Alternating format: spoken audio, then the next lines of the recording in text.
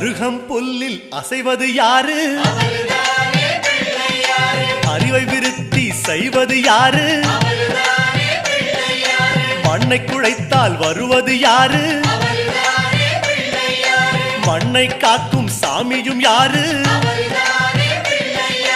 வெள்ளையருக்கில் உள்ளது யாரு? வெற்றி கொடுக்கும் நாயகன் யாரு? முன்னே வந்த சாமியும் யாரு?